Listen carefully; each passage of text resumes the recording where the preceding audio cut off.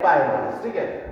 तो आप लोगों को पता है अगर हमारे पास, ठीक है, कार्बन और कार्बन के बीच में एक बॉन्ड होगा, ठीक है, तो इसको हम बोलते हैं, या किसी भी एटम और एटम के बीच में एक बॉन्ड होगा तो that is called the sigma. तो इसमें वन सिग्मा, ओनली सिग्मा, ठीक है, इसमें ओनली सिग्मा, या मैं यहां पर लिखूंगा ओनली सिग्मा, ठीक है।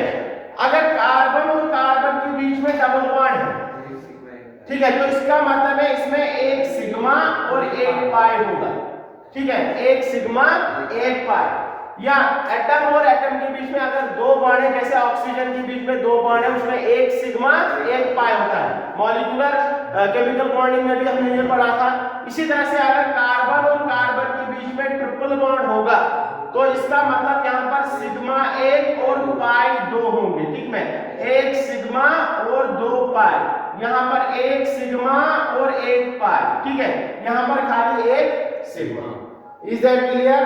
ठीक है। अब यहाँ पर आप लोगों को मैंने बताया था केमिकल बॉन्डिंग में कार्बन और कार्बन के बीच में चार बॉन्ड बन सकते थे, लेकिन नहीं होते। वो क्यों नहीं होता है? क्योंकि कार्बन, क्योंकि ओवरलैप, हमने वहां पर पढ़ा था कि ओवरलैपिंग कितनी होनी चाहिए, 50% से कम, ठीक है, 50% से ज्यादा गई तो न्यूक्लियस और न्यूक्लियस आपस में टकरा जाते हैं, ठीक है, न्यूक्लियर रिपल्शन बढ़ जाती है। इसीलिए यहाँ पर जब फोर्थ बॉन्ड बनने की कोशिश की जा रही है, कार्बन और कार्बन जब चौथा बॉन्ड बना रहे हैं, तो इन दोनों न्यूक्लियस में इतनी कम डिस्टेंस हो जाती है, या हम ऐसा बोलेंगे ओवरलैपिंग 50% से ज्यादा हो रही है, तो इस कार्बन का न्यूक्लियस और इस कार्बन का न्यूक्लियस आपस में रिपल्शन करते हैं और ये बॉन्ड टूट जाता है, ठीक है। सिंपली यही मसला है इसमें, ठीक है, बॉन्ड डिस्टेंस बहुत कम हो जाता है। खैर, तीन बॉन्ड बनते हैं तो तीन बॉन्ड में एक सिग्मा दो पाई। अब यहाँ पर अगर हमारे पास कोई एग्जांपल होगा, फॉर एग्जांपल CH3,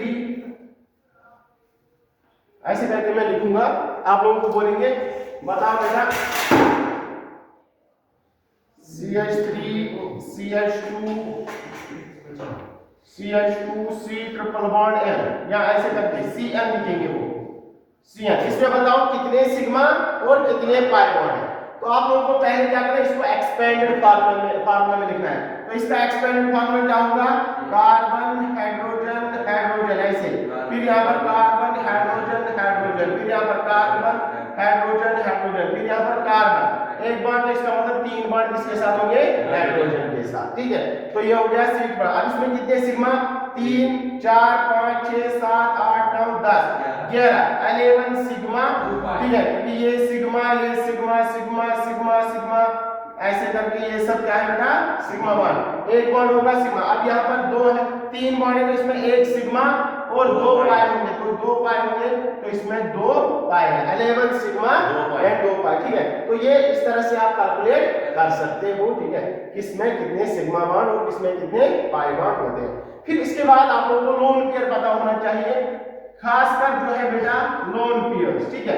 खासकर आप लोगों को ये बात याद रखनी है, नाइट्रोजन और ऑक्सीजन का याद रखो ज्यादा। नाइट्रोजन अगर तीन बॉन्ड बनाएगा, ठीक है, कितने बॉन्ड बेटा, तीन बॉन्ड, तो इसके ऊपर वन लोन पेयर होगा। ऑक्सीजन जब दो बॉन्ड बनाता है, नॉर्मल फॉर्म में दो बॉन्ड होते हैं, तो इसके ऊपर दो लोन पेयर होते हैं। बस इतना याद रखो, ठीक है, क्लियर। नाइट्रोजन के ऊपर अगर तीन बॉन्ड है तो एक लोन पेयर होगा, ऑक्सीजन के साथ अगर दो बॉन्ड है तो दो लोन पेयर होंगे, ठीक है। नेक्स्ट है hybridization of carbon, hybridization of carbon,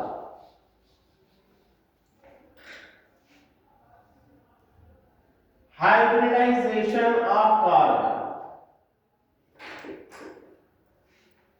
जेशन of carbon, hybridization of carbon. Carbon shows three types of hybridization, ठीक है। Carbon always shows only three types of hybridization, ठीक है।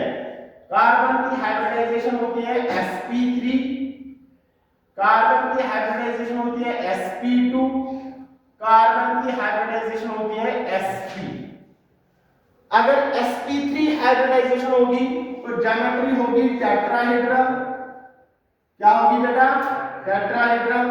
अगर sp2 हाइब्रिडाइजेशन होगा तो ट्राइगोनल प्लेनर, ट्राइगोनल प्लेनर। अगर sp hybridisation होगा तो लीनियर, ठीक है। sp3 तब होगी जब कार्बन के इर्द गिर्द 4 सिग्मा बॉन्ड होंगे, सिग्मा सिग्मा सिग्मा सिग्मा, कितने बेटा 4 सिग्मा होंगे। sp2 होगी जब कार्बन के ऊपर 3 सिग्मा होंगे, इसका मतलब 1 पाई होगा, ठीक है। तो 4 सिग्मा 3 सिग्मा। और sp तब होगी जब कार्बन के ऊपर 2 ही सिग्मा बॉन्ड होंगे, ठीक है, 3 होंगे, ठीक है। तो 1 सिग्मा 1 सिग्मा, तो यहां पर 2 सिग्मा और 2 पाई होंगे। तो ये हाइब्रिडाइजेशन कब होगी जब 4 सिग्मा होंगे, ये हाइब्रिडाइजेशन कब होगी जब 3 सिग्मा बॉन्ड होंगे, और ये हाइब्रिडाइजेशन कब होगी sp जब 2 सिग्मा बॉन्ड होंगे। इसका मतलब अगर 2 सिग्मा तो मतलब 2 लीनियर 2 सॉरी पाई बॉन्ड होंगे वहां पर। अब ये हाइब्रिडाइजेशन आप लोगों को पता है, केमिकल बॉन्डिंग में हमने पढ़ा था हाइब्रिडाइजेशन। हाइब्रिडाइजेशन क्या होता है, इंटरमिक्सिंग ऑफ एटॉमिक ऑर्बिटल्स, वो तो डेफिनेशन है, ठीक है। कैलकुलेशन कैसे करते हैं हाइब्रिडाइजेशन, यानी कि z होता है number of sigma bonds plus number of lone pairs, number of sigma bonds plus number of lone pairs, ये होता है इसका मैथमेटिकल फार्मूला, ठीक है।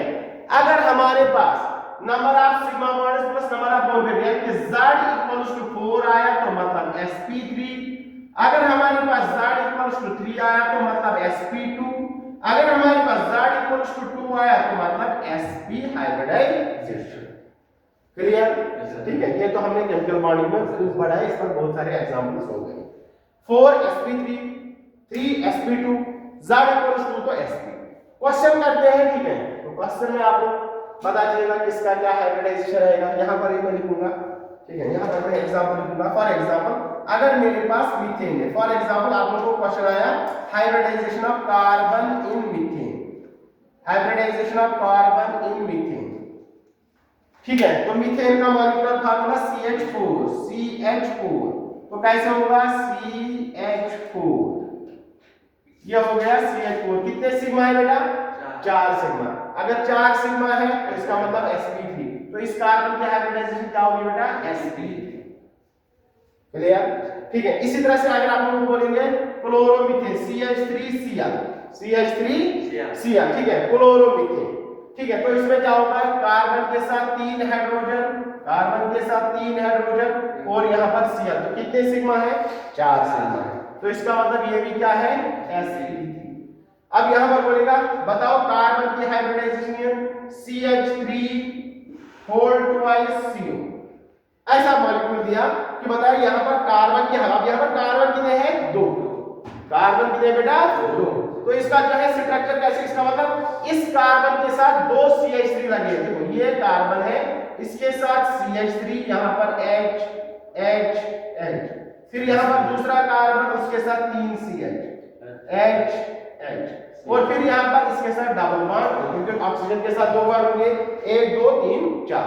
तो अब इस कार्बन की हाइब्रिडाइजेशन, इस कार्बन के पास कितने सिग्मा, ये वाला कार्बन कितने सिग्मा 1 2 3, क्योंकि एक तो पाई है, ये वाला तो पाई है, 1 2 3 3 सिग्मा है इसके पास, 3 सिग्मा होंगे तो इसकी हाइब्रिडाइजेशन क्या होगी sp2, ठीक है। इस कार्बन के पास 4 है सिग्मा तो sp3, सिमिलरली इस कार्बन के पास 4 सिग्मा तो sp, ठीक है। तो ये टेट्राहेड्रल होगी, ठीक है। इसी तरह से एक और एग्जांपल,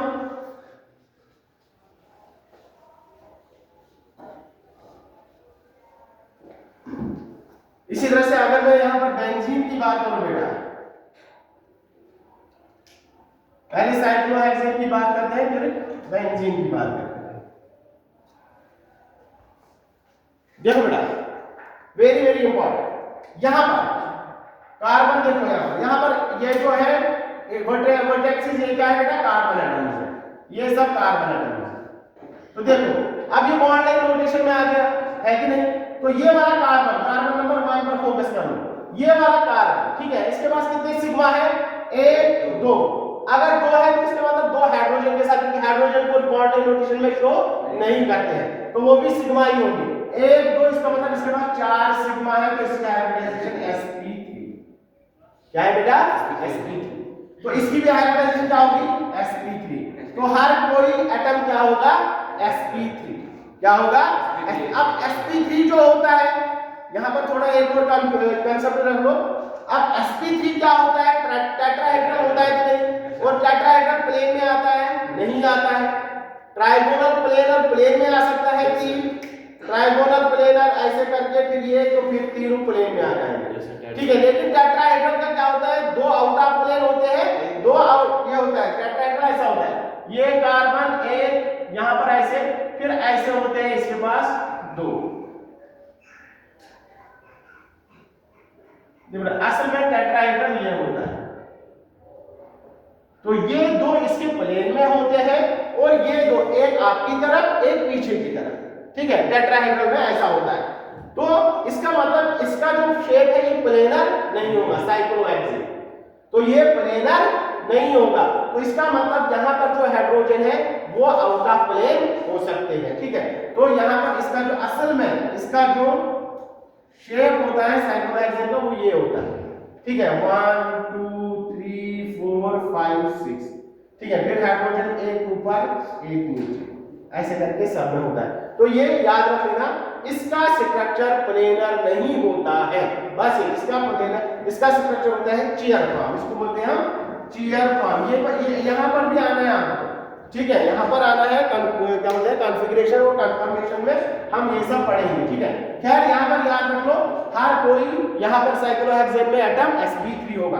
अब बेंजीन की बात करते हैं, तो बेंजीन में ये कार्बन नंबर 1, ये वाला कार्बन, बताओ क्या हाइब्रिडाइजेशन होगी यहाँ पर, 1 सिग्मा 2 सिग्मा, और ये पाई है कि नहीं है, तो इसका मतलब यहाँ पर एक ही हाइड्रोजन होगा, तो इसका मतलब यहाँ पर एक ही हाइड्रोजन होगा, 1 सिग्मा 2 सिग्मा 3 है, खाली 3 सिग्मा, तो ये क्या है sp2, क्योंकि यहाँ पर क्या है बेटा 3 सिग्मा है। सिमिलरली यहाँ पर भी कितने होंगे, 3 सिग्मा, सिमिलरली यहाँ पर कितने होंगे, 3 सिग्मा, तो हर कोई क्या होगा sp2। बेंजीन में हर कोई एटम जो होता है कार्बन एटम sp2 होता है ट्राइगोनल प्लेनर, इसलिए बेंजीन से प्लेनर, बेंजीन क्या होती है, प्लेनर रिंग होती है, ठीक है। तो ये बात याद रखना। अब इसी तरह से बेटा मुझे बताओ जल्दी जल्दी इसमें हाइब्रिडाइजेशन क्या होगी हर किसी एटम की, जल्दी जल्दी बताओ। यहाँ पर एटम यहाँ पर पास कर लो और ये बताओ मुझे हाइब्रिडाइजेशन क्या होगी हर किसी एटम की, ठीक है। तो यहाँ पर सभी क्या थे sp3, ठीक है। अब आ जाओ यहाँ पर, ये वाला कार्बन देख लो, 1 सिग्मा, तो इसका मतलब यहाँ पर 3 हाइड्रोजन होंगे, तो इसके पास 4 सिग्मा, तो ये क्या होगा बेटा sp3। अब यहाँ पर 2 सिग्मा, तो 2 हाइड्रोजन के साथ, तो ये भी क्या है बेटा sp3। अब ये वाला कार्बन देखो, 1 सिग्मा 2 सिग्मा 3 सिग्मा, और ये हो गया 1 पाई, तो 4 बॉन्ड बना नहीं, इसका मतलब हाइड्रोजन नहीं होगा, तो 3 सिग्मा है, 1 सिग्मा 2 सिग्मा 3 सिग्मा, तो इसका मतलब ये क्या होगा sp2। सिमिलरली यहाँ पर आ जाओ, यहाँ पर ये वाला 1 सिग्मा 2 सिग्मा 3 1 तीसरा बॉन्ड जो है पाई, तो इसका मतलब यहाँ पर हाइड्रोजन होगा, तो इसके पास भी 3 सिग्मा है, तो ये भी क्या होगा sp2। सिमिलरली यहाँ पर जब कार्बन डबल बॉन्ड में होगा sp2, कार्बन ट्रिपल बॉन्ड में होगा sp, कार्बन सिंगल बॉन्ड में होगा तो sp3, ठीक है। तो ये सिंगल बॉन्ड में है, तो ये sp3। अब आगे यहाँ पर डायरेक्टली बोल रहा हूँ, कार्बन के साथ सिंगल बॉन्ड तो sp3, कार्बन के साथ दोनों तरफ सिग्मा बॉन्ड है तो sp3, कार्बन के साथ डबल बॉन्ड है तो sp2, कार्बन के साथ डबल बॉन्ड तो ये sp2, कार्बन के साथ ट्रिपल बॉन्ड तो ये sp, कार्बन के साथ ट्रिपल बॉन्ड तो ये sp3। शॉर्ट, ठीक है, नोट डाउन दिस, ठीक है। Next topic is IUPAC।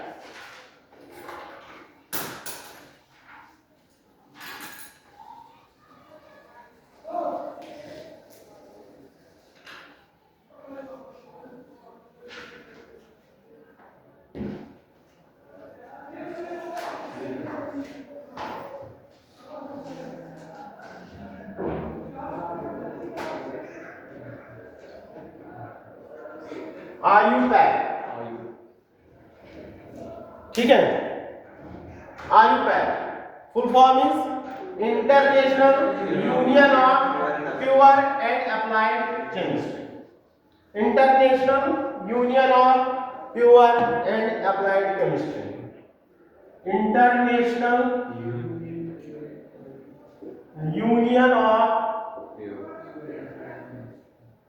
Pure and applied chemistry. आपको पता है ये नीट में क्वेश्चन आया है, what is the full form of IUPAC.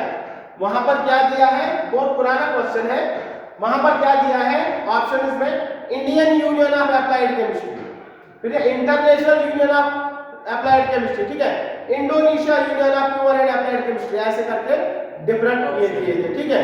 तो Italian union of pure and applied chemistry, चार ऑप्शंस ऐसे करके दिए थे, ठीक है।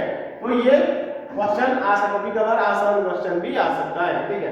Confusing international union of pure and applied chemistry, ठीक है। इसका ये फुल फॉर्म है, इसका मतलब आईयूपैक का यही नहीं मतलब ये है, मतलब जो मतलब एक यूनियन है, ठीक है, इसका केमिस्ट्री का प्योर एंड अप्लाइड केमिस्ट्री। असल में आईयूपैक क्या है बेटा, it is an organization, chemical organization दोनों, ठीक है, ये एक ऑर्गेनाइजेशन है, ठीक है, जो रूल्स बनाती है, ठीक है, जो रूल्स बनाती है किसके लिए, जो भी नया केमिकल बनेगा, जो भी नया मेजरमेंट होगा, ठीक है, तो उसका यूनिट देगा, या कोई भी केमिस्ट्री में कोई नया कंपाउंड डिस्कवर होगा, नया केमिकल डिस्कवर होगा, तो उसका ये नेम उसके अपने रूल्स के हिसाब से देता है। तो इनने रूल्स दिए हैं ताकि यूनिफॉर्मिटी रहे, जो यहाँ पर मीथेन बोलेंगे तो वही बाकी बाहर देशों में भी उसको मीथेन ही बोला जाएगा।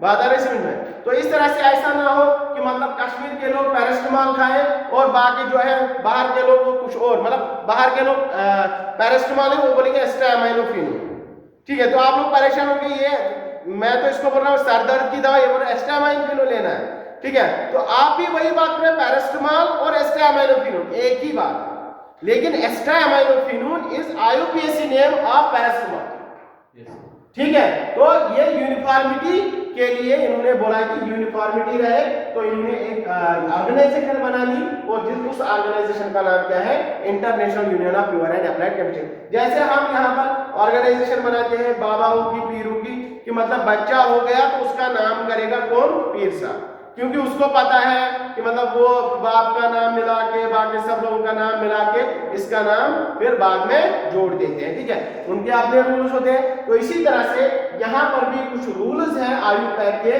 जिसकी वजह से हम किसी भी नए कंपाउंड या किसी भी ऑर्गेनिक कंपाउंड को नाम देते हैं, ठीक है। तो रूल के हिसाब से ही नाम होगा। तो रूल क्या है बेटा, रूल क्या है, जनरल रूल मैं यहाँ पर पहले लिख रहा हूं, तो आप भी एक बड़ा पेज लेके उसको बनाएंगे, ठीक है। तो आईयूपैक का एक जनरल रूल यहाँ पर क्या है, तो जनरल रूल यहाँ पर देखो बेटा, ठीक है, जनरल रूल,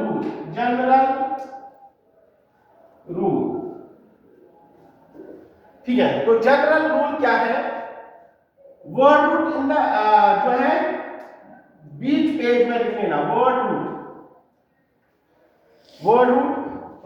से पहले होता है प्राइमरी प्रीफिक्स,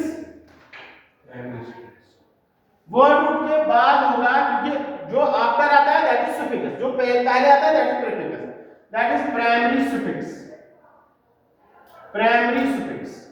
इसी तरह से प्राइमरी प्रीफिक्स के बाद आएगा सेकेंडरी प्रीफिक्स, और प्राइमरी सुफिक्स के बाद आएगा सेकेंडरी सुफिक्स, ठीक है। 10th क्लास में भी आप लोगों को टीचर ने बोला होगा, ठीक है, व्हाट इज आईयूपैक, और इसका जो है जनरल रूल क्या होता है। तो this is the general rule, इसके हिसाब से हमें कोई भी किसी भी ऑर्गेनिक कंपाउंड को इसी के हिसाब से नाम देना है, ठीक है। तो वर्ड रूट चुनना होगा, उसमें प्राइमरी सुफिक्स क्या है, सेकेंडरी सुफिक्स क्या है, प्राइमरी प्रीफिक्स क्या है, सेकेंडरी प्रीफिक्स क्या है, ये सब पता होना चाहिए, ठीक है। तो यहाँ पर आप इसको जो है ऐसे करके थोड़े बड़े कॉलम्स बना लोगे बेटा,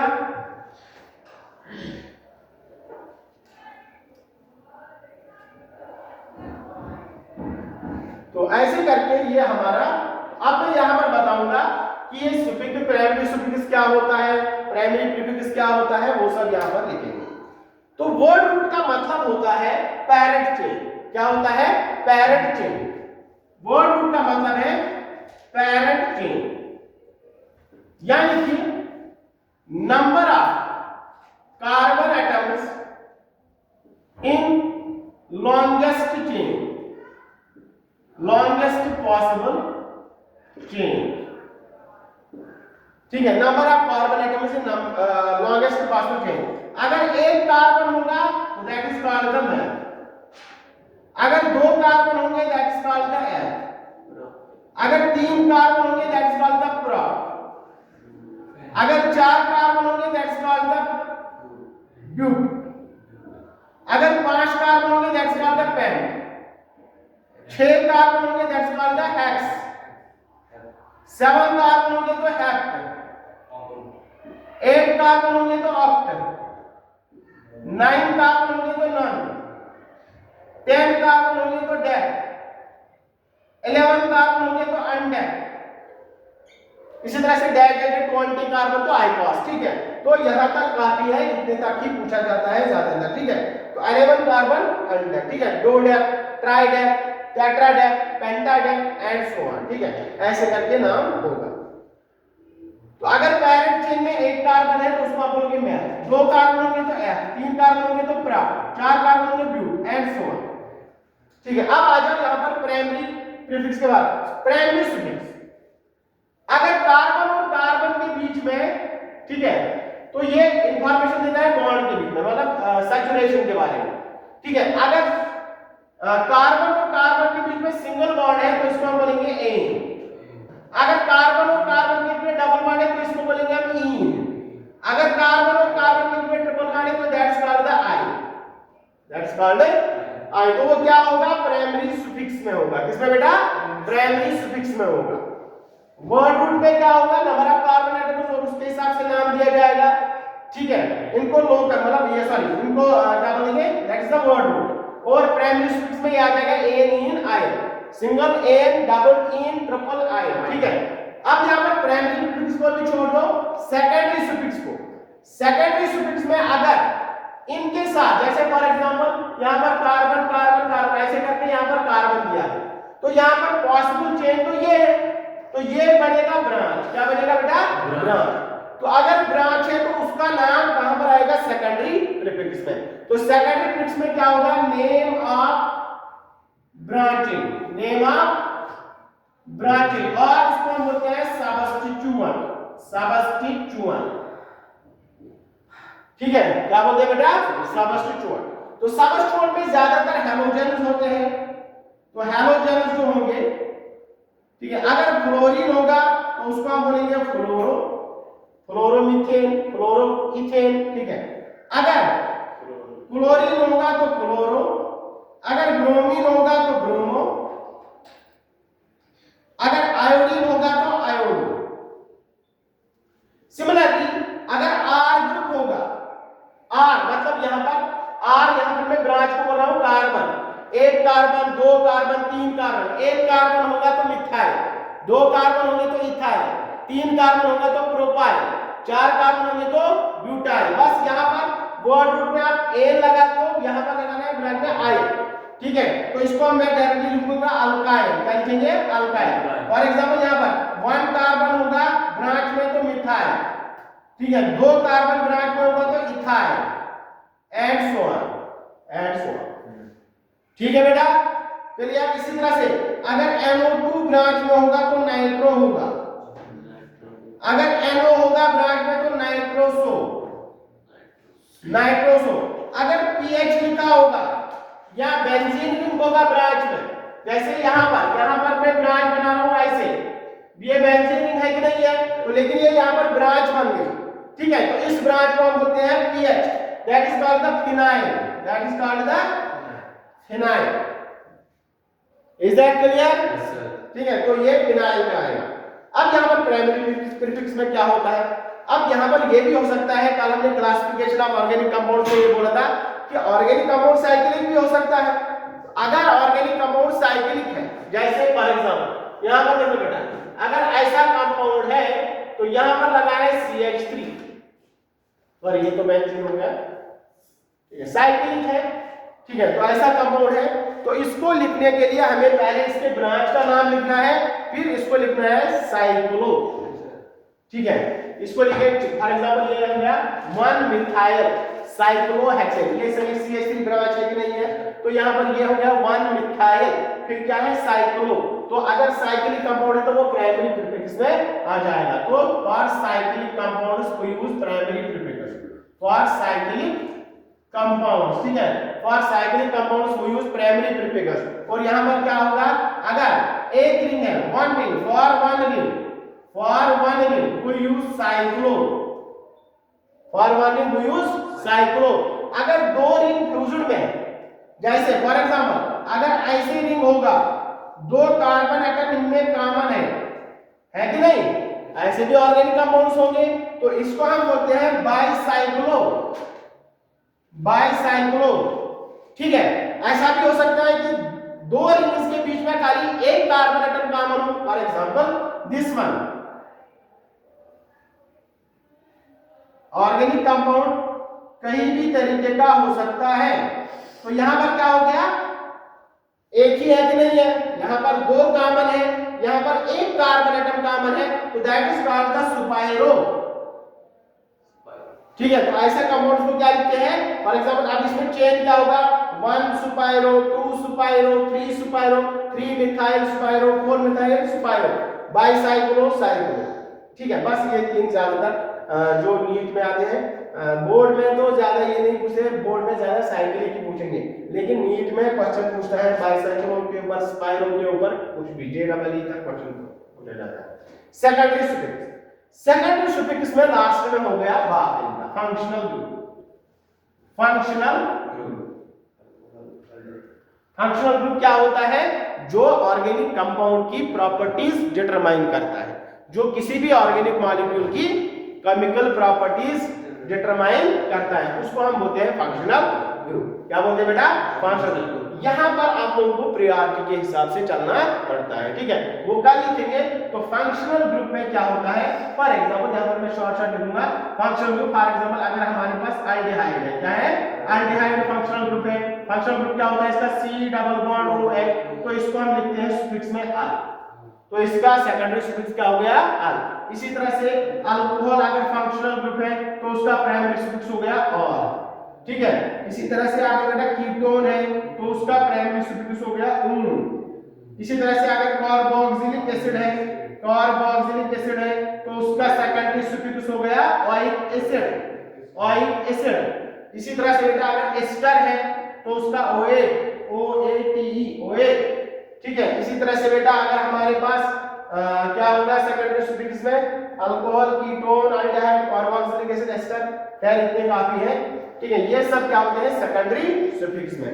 but remember one thing, halogen is also a functional group, halogen is also a functional, but halogen are always used as secondary prefix, never used as secondary suffix, ठीक है। ये हमेशा ब्रांच में यूज होंगे, ठीक है। कुछ फंक्शनल ग्रुप ऐसे होते हैं जिनका सेकेंडरी सुफिक्स नहीं होता है, उनका प्रीफिक्स होता है। इसी तरह से किसी का सेकेंडरी सुफिक्स होता है, प्रीफिक्स नहीं होता है, ठीक है। तो वो मैं कल बता दूंगा, जब मतलब नेक्स्ट लेक्चर में बता दूंगा मैं बेटा, कि जब प्रायोरिटी में पढ़ेंगे तो वहां पर आप लोग देखोगे कौन है सेकेंडरी सुफिक्स और कौन है सेकेंडरी प्रीफिक्स, ठीक है।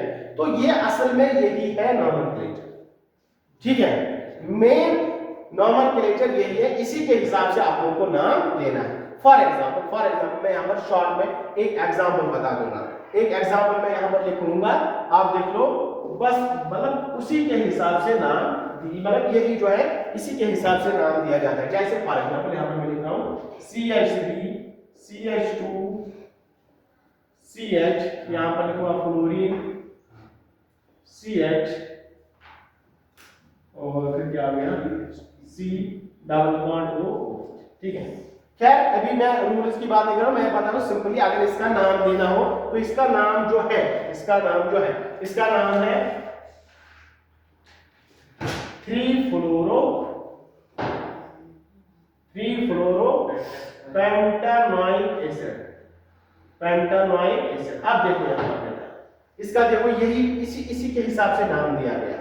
देखो पहले यहां पर ब्रांच है कि नहीं है, फ्लोरीन की ब्रांच है, तो ये आ गया सेकेंडरी प्रीफिक्स, क्या आ गया सेकेंडरी, तो ये इसका 3-फ्लोरो क्या हो गया सेकेंडरी प्रीफिक्स। अब साइक्लिक है यहां पर नहीं है, तो ये नहीं लिखा जाएगा सेकेंडरी प्रीफिक्स, ये प्राइमरी प्रीफिक्स छोड़ दो क्योंकि है ही नहीं साइक्लिक, ठीक है, ओपन चेन है। तो उसके बाद वर्ड रूट में क्या है, total number of carbon atom parent chain, जो सबसे बड़ी चेन होगी कार्बन एटम्स की वो पैरेंट चेन होगी। तो 1 2 3 4 5 5 है, 5 को हम क्या बोलते हैं, पेंट बोलते हैं, तो लिखा मैंने यहाँ पर पेंट। ठीक है, फिर कार्बन और कार्बन के बीच में ऐसा नहीं है कि कार्बन और ऑक्सीजन में डबल बॉन्ड है तो आप लोग डबल बॉन्ड है तो ई लगाएंगे, नहीं, मैंने यहाँ पर लिखा है जब कार्बन और कार्बन के बीच में डबल बॉन्ड होगा तो यहाँ पर कार्बन और कार्बन के बीच में खाली सिंगल बॉन्ड है तो क्या लगेगा, एन लगेगा, तो लगा लिया मैंने एन। ठीक है, और अब मैंने यहाँ पर लिखना था मुझे पेंट एन, क्या लिखना था, पेंट एन। चलो ठीक है, फिर आगे फिर क्या है, कार्बोक्सिलिक ग्रुप, कार्बोक्सिलिक ग्रुप के चलते ऑइल एसिड, तो लिखा मैंने यहाँ पर ऑइल एसिड, लिखा है ना ऑइल एसिड।